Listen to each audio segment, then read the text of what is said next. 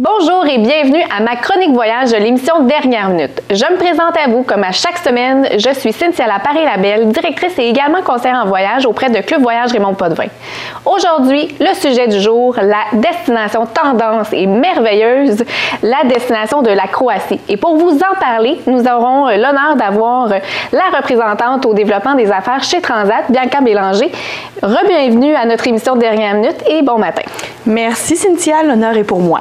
Oui, donc avec Bianca aujourd'hui, on va faire la découverte d'un pays extraordinaire. Donc un voyage en Croatie, c'est un voyage qui va vraiment au centre de l'influence qui est slave, autrichienne, méditerranéenne, orientale. Entre la mer Adriatique, vraiment ces îles avec son littoral extraordinaire, au travers les montagnes, on pourra s'adonner à de la randonnée pédestre en or, vraiment de toute beauté. Et également aller dans la vaste vallée du Danube pour explorer les accents ruraux. Donc, si tu veux bien, Bianca, on pourrait y aller vraiment directement dans le vif du sujet, comme on dit. Pourrais-tu nous proposer les différentes propositions que Transat offre du côté de la Croatie, qui est très diversifiée? Ça va me faire plaisir, Cynthia. En fait, oui, chez Transat, on a une offre qui est hyper complète sur le pays, qui est la Croatie. On a vraiment des produits qui sont pour tous les types de clients, en fait. Donc, ça dépend de ce que vous aimez. Chez Transat, on a pour tous les goûts. Donc, que vous soyez du type à voyager en circuit accompagné, donc vraiment avoir un guide avec vous pour avoir l'information, en apprendre sur la culture, sur les gens, sur l'architecture. Donc, ça va être un super beau produit pour vous. Une autre formule qu'on a, que je trouve hyper intéressante, ce sont les circuits en liberté. Donc, pour ceux qui connaissent peut-être moins la formule, en fait, c'est pour les gens qui veulent le meilleur des deux mondes. Parce qu'en circuit en liberté, le nom le dit, vous allez avoir votre liberté, mais vous avez quand même un guide avec vous qui va être là pour vous donner l'information. Donc, ce qu'on fait, c'est quand on arrive dans chacune des villes respectives, le guide va faire un petit tour d'orientation avec vous pour vous montrer ce qu'il y a à faire. Et par la suite, vous êtes vraiment libre de faire les choses par vous-même. Donc, vous n'avez pas besoin de suivre le groupe tout le temps. Donc, c'est vraiment une formule qui est de plus en plus populaire. Le représentant est là aussi lors des transferts, donc pas de tracas là, pour se véhiculer. Donc, en fait, le guide est là pour nous transférer de ville en ville. Et là aussi, si on a des questionnements pour les visites, qu'est-ce qu'il y a à faire exactement. Oui, donc, il est là comme repère, mais vous êtes libre de faire ce que vous voulez. Exact. Fait que ça, c'est une belle façon de découvrir la Croatie. Et également, pour les gens qui sont encore plus indépendants, on a ce qu'on appelle des forfaits ville ou multivilles, là où vraiment on va s'occuper de tout réserver pour vous à l'avance, votre vol, vos transferts, vos hébergements. Et quand vous arrivez là-bas, vous êtes vraiment libre à vous-même, vous faites ce que bon vous semble, mais vous n'avez pas à vous casser la tête parce que tout est déjà fait. Donc, chez Transat aussi, je voulais vous mentionner que du côté des vols, on a des vols au départ de Montréal, sur Zagreb, en passant par Toronto. Donc, on va les avoir tout l'été à 2 fréquences par semaine, à peu près jusqu'à la fin octobre de ce côté-là. Très intéressant, Bianca. Et du côté en fait, de la Croatie, comme on a mentionné, il y a vraiment multitude de choses à visiter.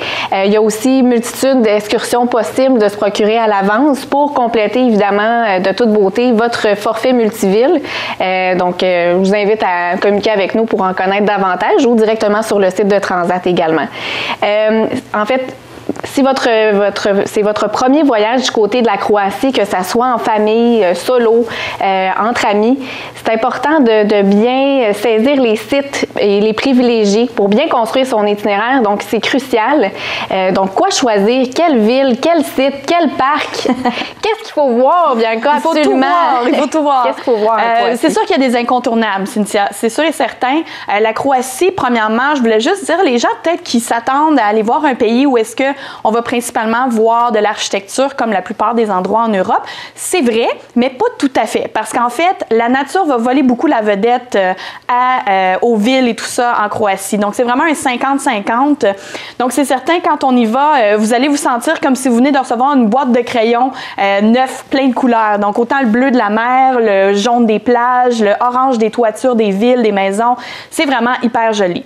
Donc, les incontournables, c'est sûr qu'on ne peut pas passer à côté de Dubrovnik. On la surnomme la belle de l'Adriatique. Donc, Dubrovnik est une cité médiévale et tout ça, avec des rues en marbre et tout. Puis pour vous donner, pour les fanatiques vraiment de séries télé, ceux qui ont regardé Le Trône de Fer, Games of Thrones, donc c'est là que ça a été filmé. Oui, vraiment, on voit, en fait, c'est qui n'est pas réel là, dans l'émission. Vraiment, on se promène à travers la ville avec eux et dans cette ville fortifiée, c'est de toute beauté les panoramas qu'on a. Et c'est une ville qui existe pour vrai, qui a été tournée du côté du Dubrovnik, qui est magnifique avec les remparts, donc qu'il faut absolument visiter lors de son séjour de son passage, exactement de la Croatie. Donc évidemment, ça c'est un incontournable à voir. Évidemment, ce qui vraiment qui va faire le paysage de la Croatie, c'est toutes les îles. C'est rempli d'îles en Croatie, donc on appelle l'archipel dalmate. Donc ça, c'est à ne pas manquer. On en a des plein. Je vous recommande, si vous regardez dans nos produits qu'on offre, on a un beau forfait vraiment qui s'appelle Zagreb, Split et archipel dalmate. Là, vraiment, vous allez faire une petite croisière. On va vous amener dans des îles qui sont accessibles dans juste le par luxe, bateau. Exactement, avec un yacht privé, donc de toute beauté. Oui, fait que ça c'en est un incontournable, une belle façon de voir les îles. Donc, Split aussi qui est à voir. Et un petit fait intéressant que je trouve vraiment bien à Split, c'est aussi une petite ville médiévale. Et on va y retrouver le palais de Dioclétien, qui est le seul empereur qui a, en fait, pris sa retraite. D'habitude, il mourait quand il arrêtait de travailler, mais lui a décidé de prendre sa retraite. Et tout simplement, quand la ville a été envahie, les gens se sont réfugiés dans le palais. Donc, ce qui fait que la ville, elle s'est construite dans le palais. Donc, quand vous allez vous y promener, vous allez voir les vestiges du palais, tout ça avec les terrasses. Donc, c'est un beau mélange vraiment du côté de Split. Évidemment, on ne peut pas passer à côté de l'incontournable du parc national de Plitvice. Absolument. Vraiment. Donc, quand vous êtes en déplacement du côté de Split vers Zagreb, il faut s'imposer absolument, Bianca, un arrêt du côté du parc national des lacs de Plitvice, qui est en fait 16 lacs qui vont descendre en terrasse, donc 92 cascades d'eau qui vont vraiment défiler comme ça jusqu'à la forêt luxuriante de Fougères, qui est extraordinaire. On se croirait dans un conte de fées, vraiment littéralement. C'est l'incontournable de la Croatie pour moi. Oui, ça m'a gagné beauté naturelle. Oui, vraiment. Exact. Puis évidemment, Zagreb, la capitale. Ça, c'est sûr et certain qu'on peut pas passer à côté. Où est-ce que c'est vraiment le centre culturel, autant moderne et aussi authentique à la fois. Et du côté de la Croatie, il y a l'incontournable de la gastronomie qui a beaucoup d'influence. Qu'est-ce qu'on peut manger comme spécialité, Bianca? Il y en a beaucoup. Là, je vous dirai pas les noms croates parce que mon croate n'est pas encore à point.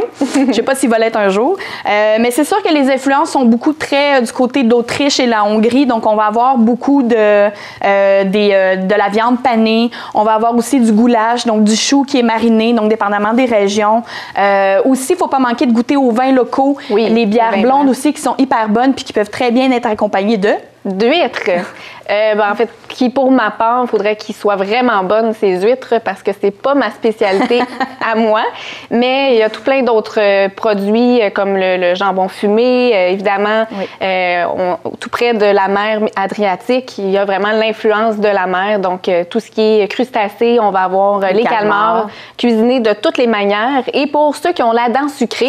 Pour ceux qui ont la dent sucrée, on va avoir des baklavas. Donc, vous allez pouvoir vous gâter avec ça. La crème brûlée aussi, qui est une spécialité de Dubrovnik, donc à ne pas manquer de ce côté-là. Exactement.